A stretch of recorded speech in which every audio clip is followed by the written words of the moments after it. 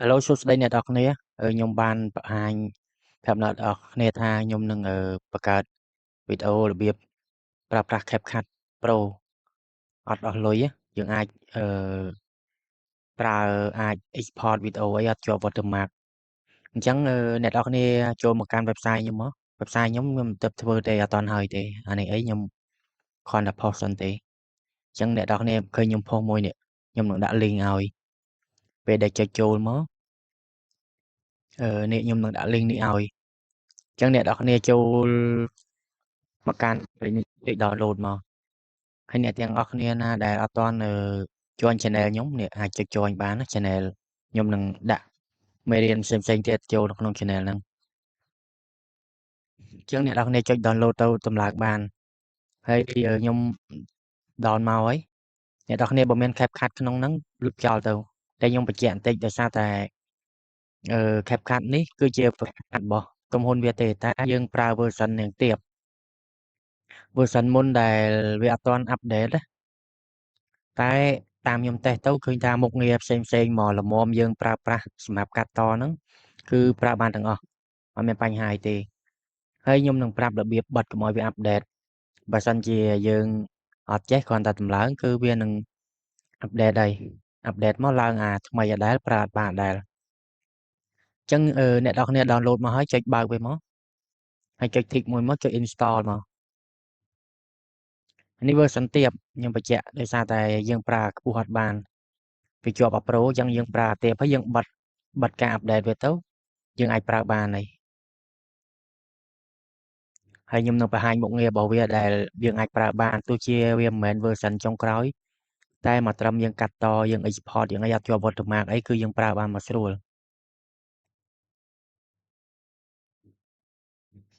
អញ្ចឹងចាំបន្តិចឲ្យវាដំឡើងចប់សិនហើយអ្នកនរគ្នាពេលដែលដំឡើងហើយអ្នកនរគ្នាក៏តើបើកចូលមកកាន់អឺ PC មកហើយចូល Try C ចូលមកកាន់ user ហើយឈ្មោះរបស់យើងហើយរកមើល folder ឈ្មោះ app data នេះបើអត់ឃើញទេវាអាចនឹង hide នៅកន្លែង view កន្លែង hide នេះបើវាដោះ tick អញ្ចេះវាអត់ឃើញទេណាអញ្ចឹងចូល show មកហើយ hide នេះអញ្ចឹងឃើញ app data ចុចមកហើយ local ហើយ CapCut នេះតមកទៀតឃើញuser data ហើយ download វាជ្រៅបន្តិចណានេះហើយឃើញ file update ហើយអញ្ចឹងអ្នកនរគ្នា right click លើវាមកហើយយក property កន្លែងនេះដោយសារខ្ញុំបានបិទធម្មតាវាអញ្ចេះអញ្ចឹងអ្នកនរគ្នាចុច property យ៉ាងមកហើយចុច read only ហេតុអីបានយើងធ្វើអញ្ចឹងយើងបិទកុំឲ្យអាច update លើ file នឹងបានណាអានេះយើងបិទកុំឲ្យមានការ update ណាពេលដែលយើងបិទហើយយើងចូលមកម្ដងទៀតយើងឃើញវាដាក់ read only ឯងបានតែបើកមើលទេអត់អាចឲ្យវា override ពីលើបានទេអញ្ចឹងប៉ុណ្ណឹងអញ្ចឹងយើងបើក CapCut យើងប្រើបានហើយអញ្ចឹងវាកំពុង check កុំព្យូទ័រយើងថា run smooth អត់ហើយខ្ញុំបញ្ជាក់បន្តិចសម្រាប់ការប្រើ version នេះបើសិនជាយើងមាន project ដែលយើងប្រើ version ថ្មីអញ្ចឹងយើងអត់អាចបើកបានទេដោយសារ version ថ្មីវាមាន option ថ្មីដែលយើងប្រើនៅក្នុង project របស់យើងណាខ្ញុំយកចុច confirm នេះអញ្ចឹងឧទាហរណ៍ថាអានេះ project របស់ខ្ញុំដែលខ្ញុំធ្លាប់ប្រើ version ថ្មីពេលដែលខ្ញុំចុចវាប្រាប់នេះ project version is newer than current version is CapCut of the CapCut ចឹងយើងត្រូវការចុច upgrade អញ្ចឹង upgrade វាឡើង version ថ្មីចុងក្រោយយើងប្រើអត់បានទេចឹងចុច cancel អញ្ចឹងសម្រាប់ version ចាស់នេះខ្ញុំតេស្តមើលបានតែអ្នកនរគ្នាកុំប្រើជាមួយ project ដែលយើងធ្លាប់ប្រើ version ថ្មីអញ្ចឹងចុចnew មកនេះអញ្ចឹងវាអត់មាន pro មានអីទេហើយយើងប្រើបានធម្មតាជាមួយខ្ញុំទាញវីដេអូមួយមកដាក់ខ្ញុំសាក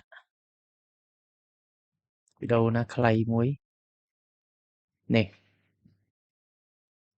អញ្ចឹងអ្នកនរគ្នាប្រើបានធម្មតាហើយ មុខងាររបស់វានេះ effect ច្រើនហ្នឹងឯងរាប់រយរាប់ពាន់ effect ឯងយើងអាចចុចមកយកមកប្រើបានហើយហើយនេះ transition filter text sticker អីគឺ free ទាំងអស់កន្លែង music កន្លែង effect អីគឺប្រើបានទាំងអស់ហើយកន្លែង text កន្លែងអីនេះទាក់ទងកន្លែងនេះកន្លែង noise remove noise អីគឺបានទាំងអស់អត់មាន lock ទេអញ្ចឹងអ្នកនរគ្នាមកគ្រាន់តែកាត់តវីដេអូធម្មតាប្រើ version នេះស្រួលជាមួយខ្ញុំដាក់ effect អីមួយមិញខ្ញុំដាក់ហើយនេះ effect blur transition អីយើងអាច download មកយកមក add បានហើយ sticker អីនិយាយទៅអត់មាន pro ទេនេះឃើញអក្សរអីអញ្ចឹងខ្ញុំចុចកន្លែង export អ្នកនរគ្នាមើលខ្ញុំដាក់ desktop នេះឃើញអត់មានកន្លែងបើកបិទជាប់ watermark ជាប់អីទេ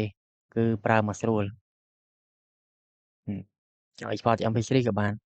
ចុច export មកទៅហើយពេលវាដល់ចប់បានវីដេអូហើយខ្ញុំបញ្ជាក់បន្តិចអ្នកនរគ្នា download ពីនេះក៏បានហើយទៅរកខ្លួនឯងនៅក្នុងអ៊ីនធឺណិតក៏បានដែរតែខ្ញុំមានស្រាប់ហើយ download ពីខ្ញុំទៅអានេះ version វាទាបឥឡូវចិត្តចប់ហើយឥឡូវចប់ហើយអ្នកនរគ្នាចង់ប្រើ version ខ្ពស់ទិញឲ្យប្រើទៅតែដូចខ្ញុំបញ្ជាក់ចឹងមកត្រឹមកាត់តវីដេអូ